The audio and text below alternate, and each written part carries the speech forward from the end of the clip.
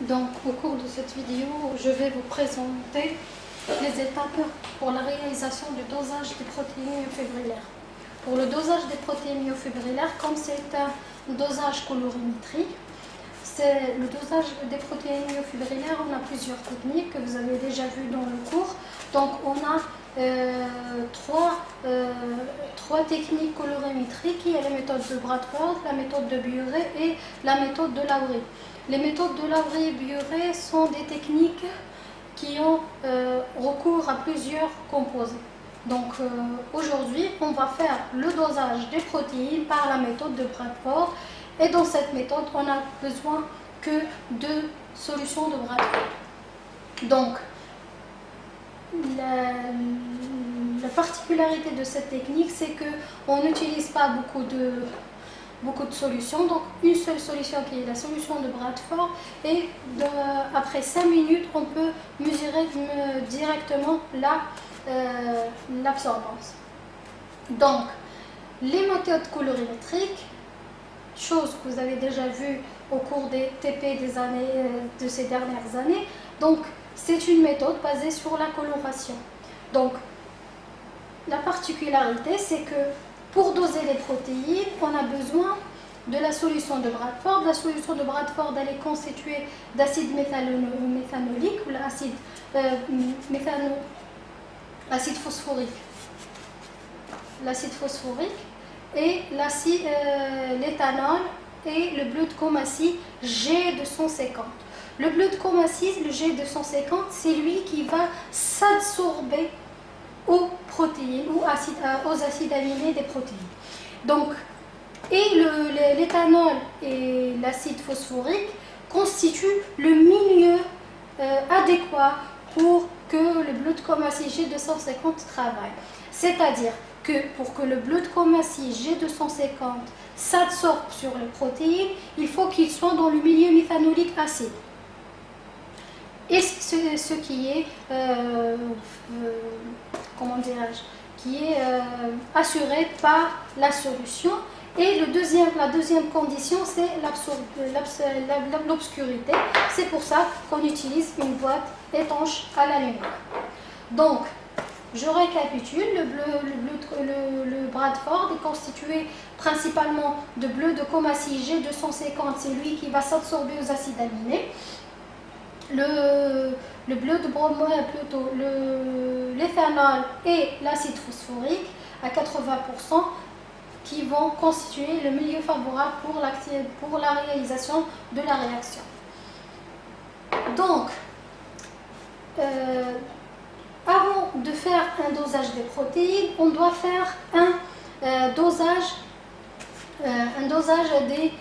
plutôt une réalisation du cours d'étalonnage. Parce que comme vous savez, il n'y a pas un appareil qui nous assure de doser directement la concentration en protéines, en sucre, donc il n'y a pas un appareil qui mesure directement ces composés. Donc on a recours à des méthodes indirectes qui vont nous permettre de mesurer indirectement la concentration en protéines. Alors, donc, ce qui est connu, c'est que plus l'intensité de couleur augmente, plus la quantité de protéines augmente, plus l'intensité de couleur réactif de Bradford augmente.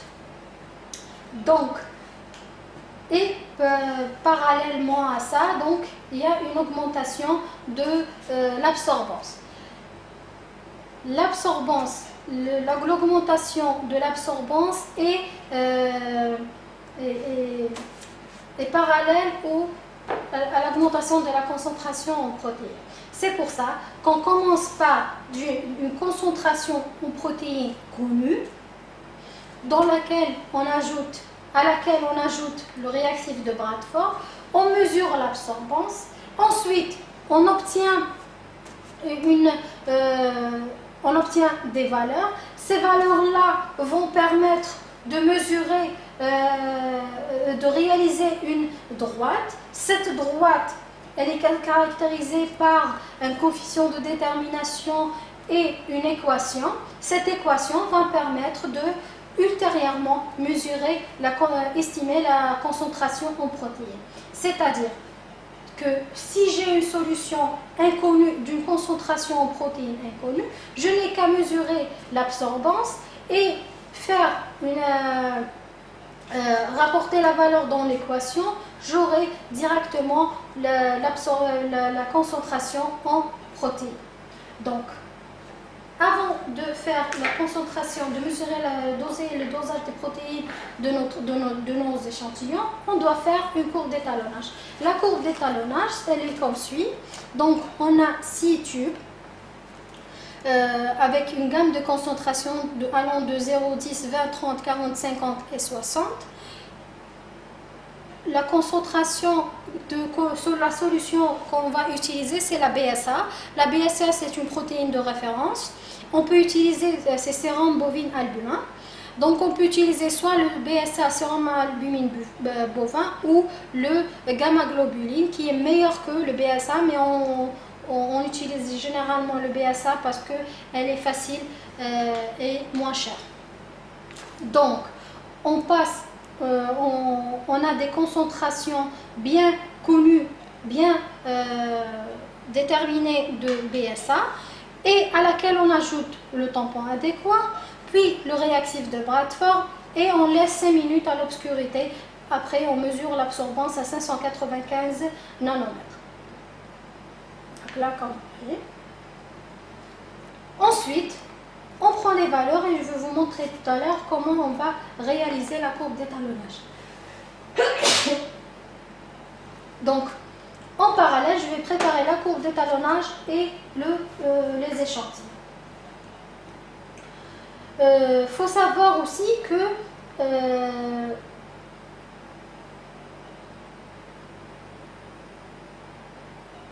la BSA, elle est d'une concentration de 2,2 mg par millilitre. Donc on prend 2 mg de BSA à laquelle on ajoute 1 ml de l'eau distillée. Donc, ensuite, donc j'ai besoin donc de Bradford, de la solution de Bradford, du tampon.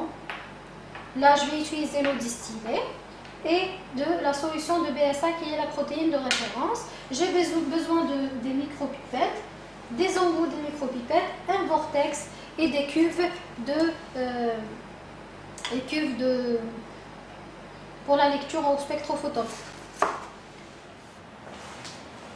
On va réaliser la courbe d'étalonnage. On commence par la BSA qui va à une concentration de 0,10 jusqu'à 60. Donc le premier, je ne mets rien. Le deuxième, je mets 5. Ensuite,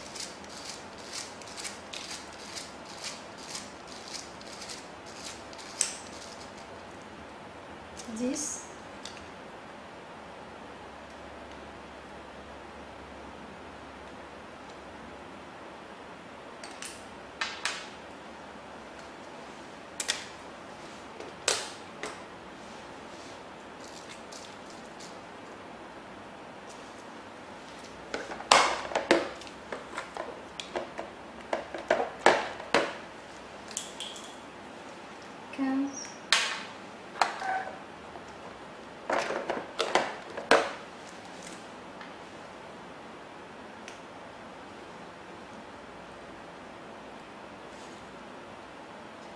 Je ne change pas donc parce que c'est le même composé, je vais du moins concentré vers le plus concentré.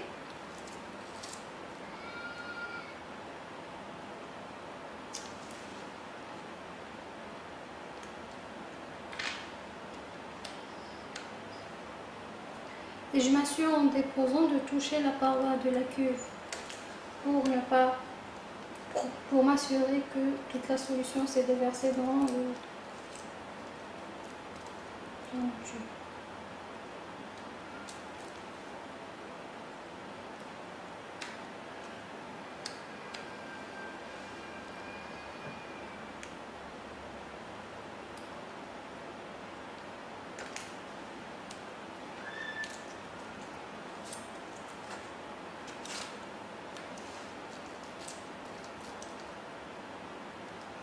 Et un dernier 30.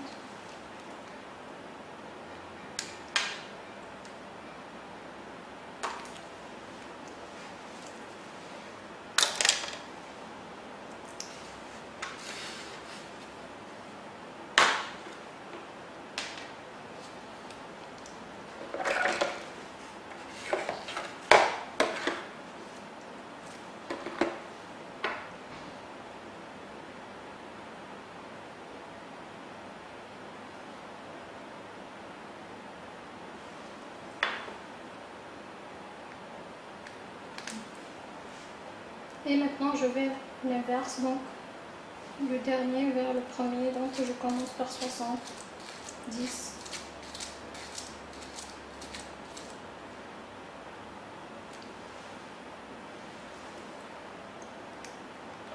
Et je dépose l'eau distillée de l'autre côté. Soit l'eau distillée, le tampon, peu importe. Donc, 75, 80,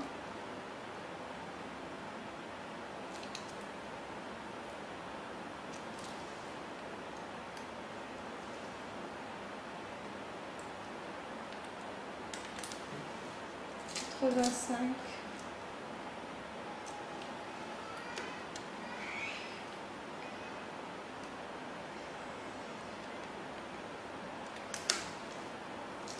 90,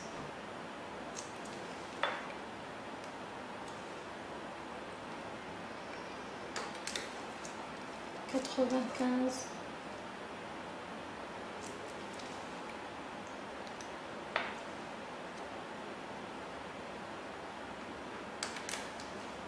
'et en dernier, je mets 100.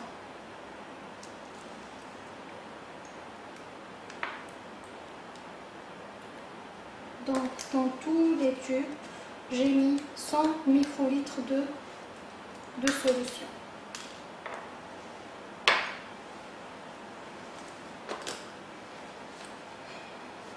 Je dépose en dernier le réactif de Bradford.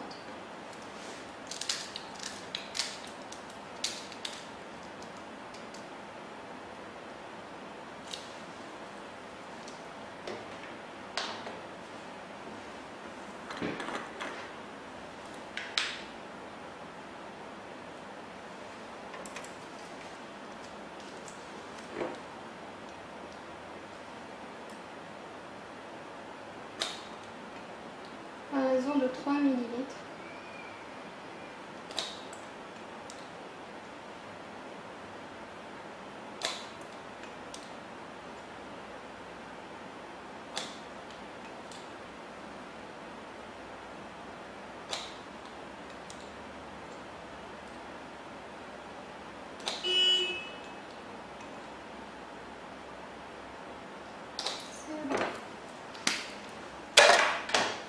Et je laisse pendant 5 minutes avant de faire la lecture à 595 nanomètres. Donc, le temps que, pour ne pas perdre de temps, qu'est-ce que je vais faire?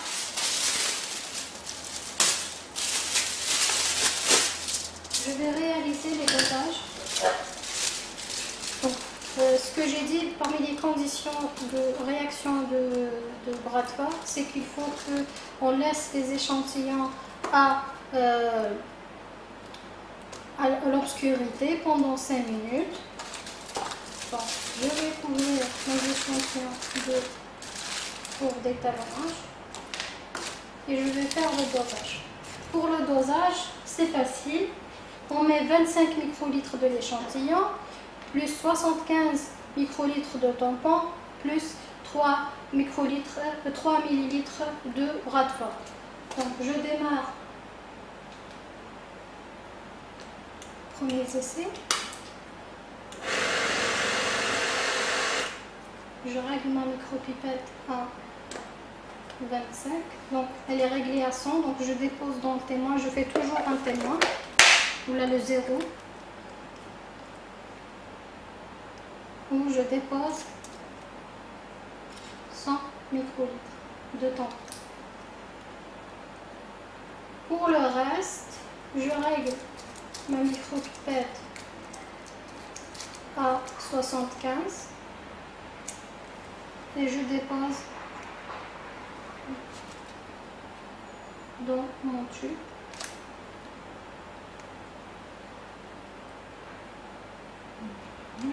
Je travaille en duplicate. Donc j'ai déposé 75 microlitres de tampon et je dépose 25 microlitres de mon échantillon.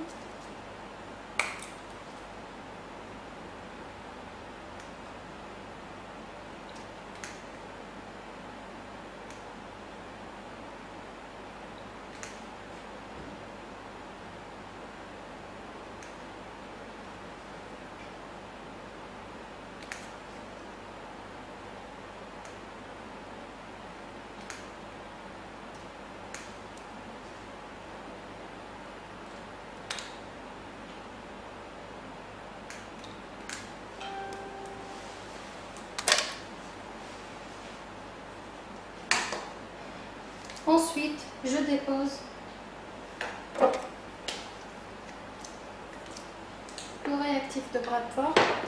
Normalement, je devrais terminer toutes mes solutions. Puis, je dépose dans les mêmes conditions le réactif de Bradford. Donc, je ne vais pas trop m'attarder à ça. Parce que c'est beaucoup d'échantillons et ça va prendre un volume dans la vidéo. Donc, qu'est-ce que vous retenez? Qu'on fait une courbe d'étalonnage avec BSA comme standard.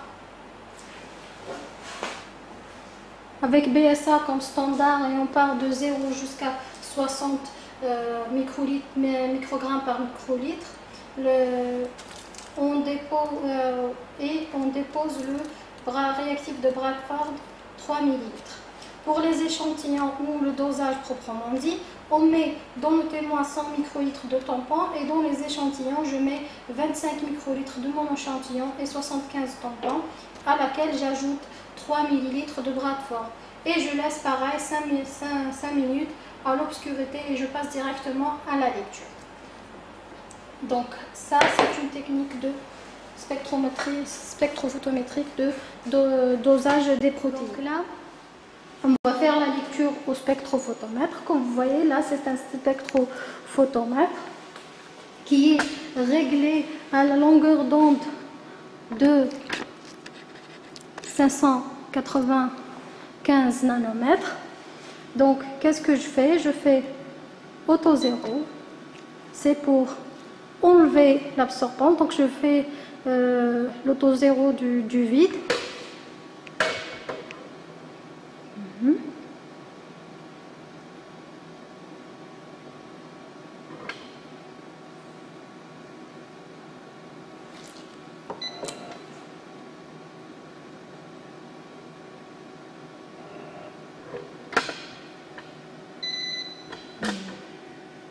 Très bien. Donc là, je vais vous montrer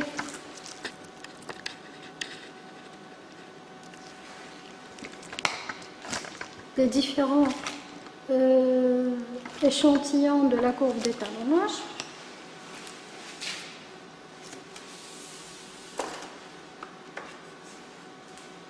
Là, c'est le témoin.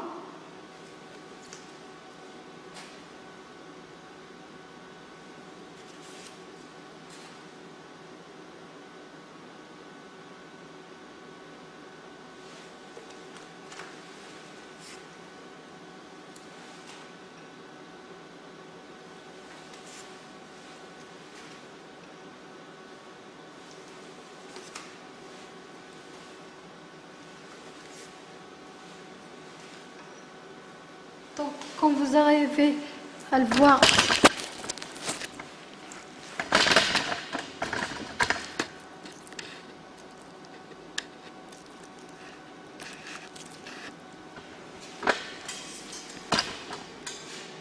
là vous avez que vous voyez que l'intensité de couleur là, c'est un peu la lumière, elle n'est pas assez forte pour que vous puissiez visualiser les couleurs. Donc là, c'est la couleur originale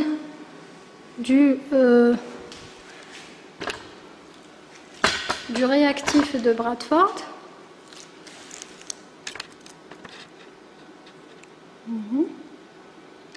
Donc ça c'est la couleur originelle. Là,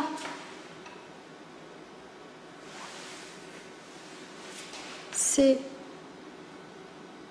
10, 20,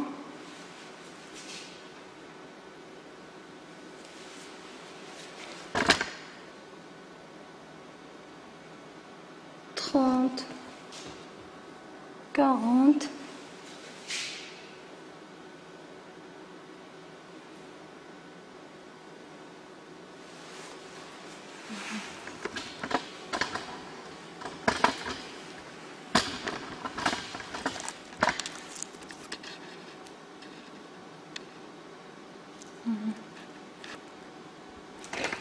On voit vraiment que la couleur, elle change. Qu'est-ce que je fais maintenant? On va faire directement la lecture au spectrophotomètre. Donc le spectrophotomètre, c'est un appareil photométrique. Il est basé sur le fait qu'il y a un fuseau de lumière blanche constitué de toutes les couleurs de l'arc-en-ciel. Cette lumière blanche, lorsqu'elle traverse l'échantillon, lorsqu'elle traverse l'échantillon, qu'est-ce qu'elle va faire? Elle va absorber la lumière de l'échantillon, plutôt absorber les couleurs qui n'existent pas dans l'échantillon et laisse passer les couleurs qui sont dans l'échantillon. Donc c'est ce qui va nous donner une valeur, et cette valeur, elle sera la valeur de l'absorbance ou la densité optique. Donc comment je fais? Je prends le premier échantillon qui est le témoin, je le mets dans le sens le sens du transfert de la lumière, je mets auto 0. Si vous arrivez à voir.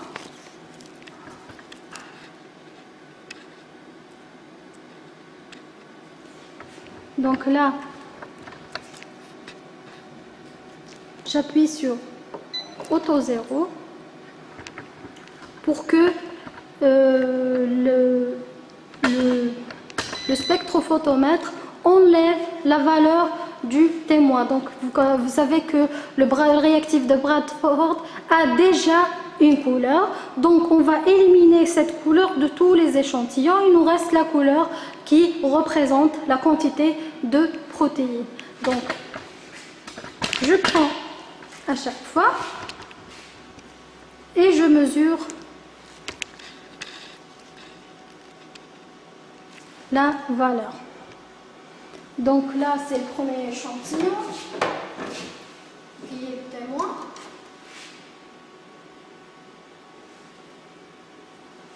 Deuxième. Donc là, comme vous voyez, il y a un côté lisse. Je sais pas si on voit.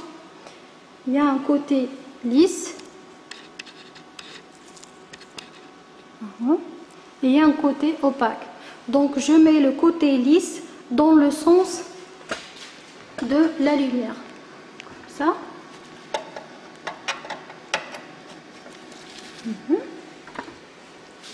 Et je mesure.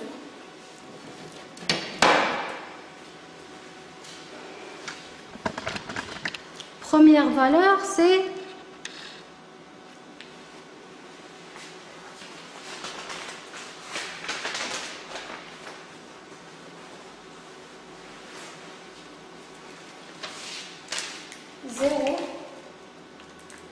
0,96.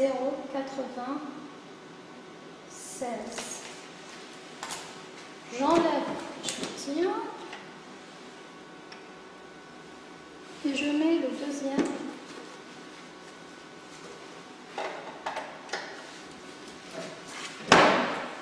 Et je ne fais que lire la valeur qui s'affiche dans là, cette valeur-là. qui est 0,396.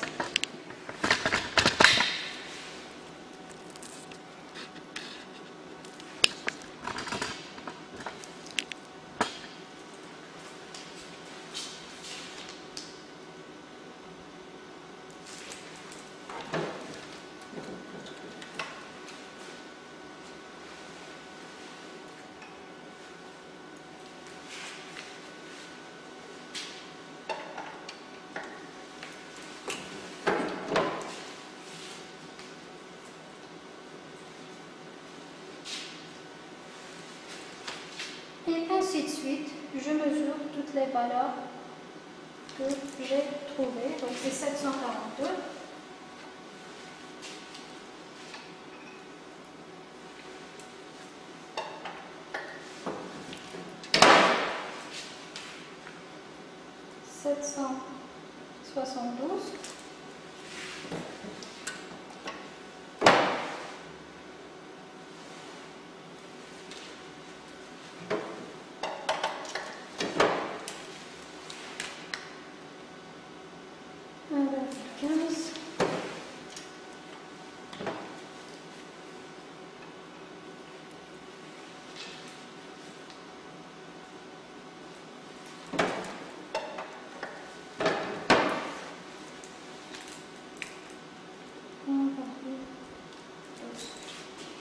Donc je passe maintenant aux échantillons. Pareil, j'ai un témoin donc, que je vais mesurer.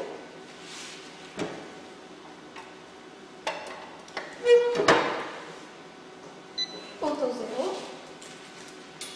Je prends le premier échantillon.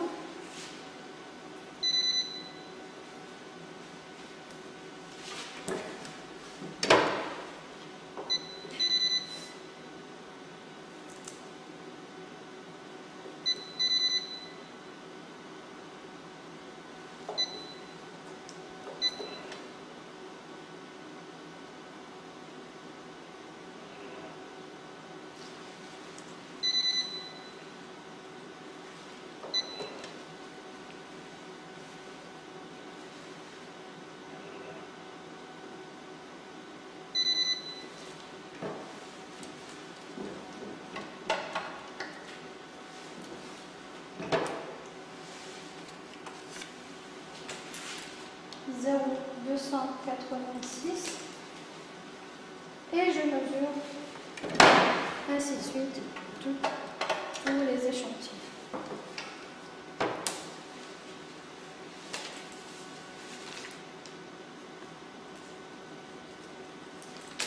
Donc là, je vais continuer à faire la lecture et je vous donnerai les résultats dans le tableau joint avec le vidéo. Donc là, le principe c'est que je pars des concentrations connues pour pouvoir mesurer des concentrations connues à laquelle je mesure la densité optique. À travers cette densité optique et ces concentrations, je vais avoir une courbe d'étalonnage. Cette courbe d'étalonnage va me permettre de mesurer la concentration de protéines à partir de la densité optique.